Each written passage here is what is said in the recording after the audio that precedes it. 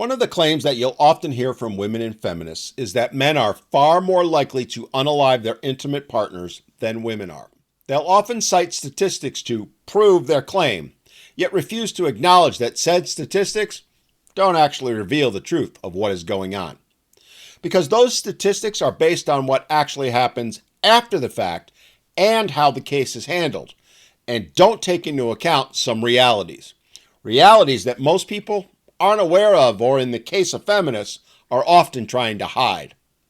You see, those statistics are compiled based on convictions, and as such, they leave out or misclassify many cases where women have unalived their husband or boyfriend, thus skewing the statistics.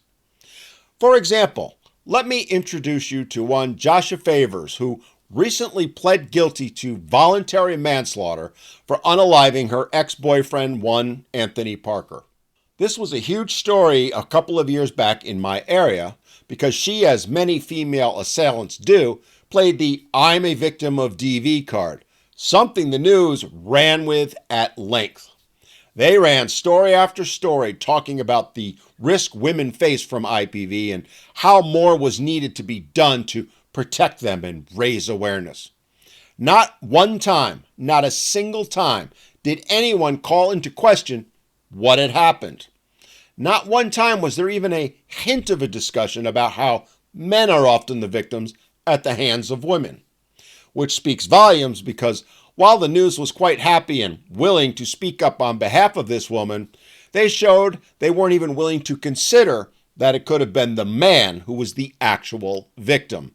The man who, in this case, was found lying dead in the street.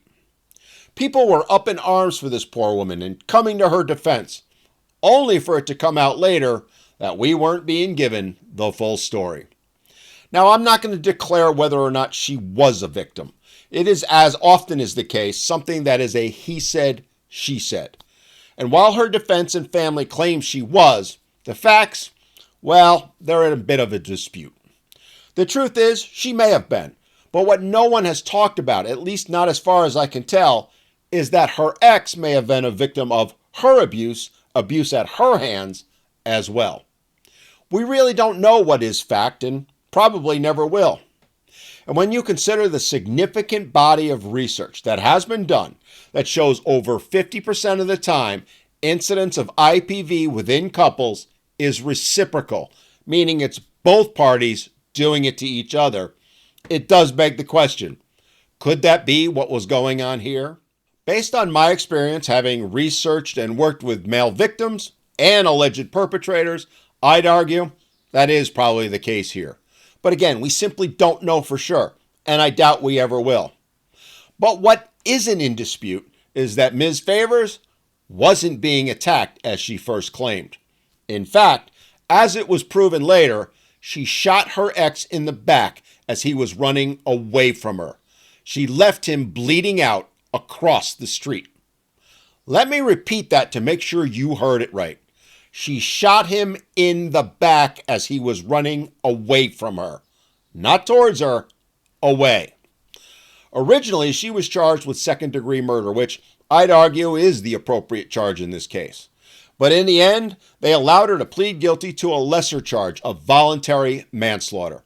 And you might want to sit down for this one. Her sentence for shooting that man in cold blood in the back, 5 to 8 years. That's right, only 5 to 8 years. Oh, and they're counting the time she's been in jail already, awaiting a possible trial as part of that. With good behavior, she'll be out in another 3 or 4 years. And I ask you, do you think for 1 second that the DA's office would have agreed to a lesser charge and such a light sentence if it were the other way around? If it were Mr. Parker who had shot Ms. Favors in the back? Not a chance. And if you do, well, I'm sorry, but you're a fool. Which brings me back to the statistics that the feminists so dearly love to cite. Because by pleading to the lesser charge, the statistics won't show that Ms. Favors, in fact, murdered Mr. Parker. It won't show up in that category.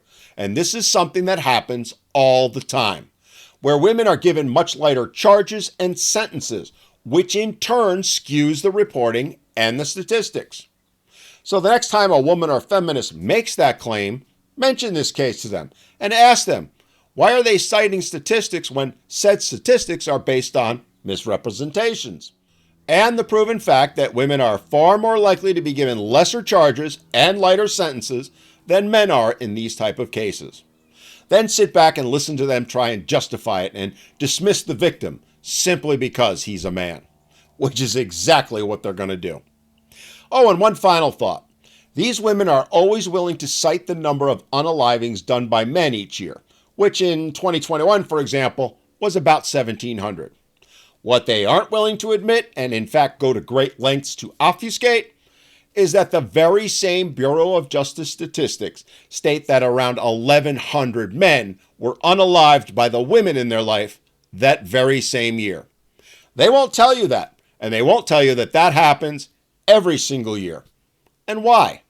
Because they want you to believe it is only men who are guilty of committing such heinous acts. Because they actually themselves believe that women are incapable of committing such acts. And when you understand that and factor in cases like the one we've just talked about, it shows that their claim, their argument that men are a danger, a higher risk to women than the other way around, because that's what the statistics show, completely falls apart.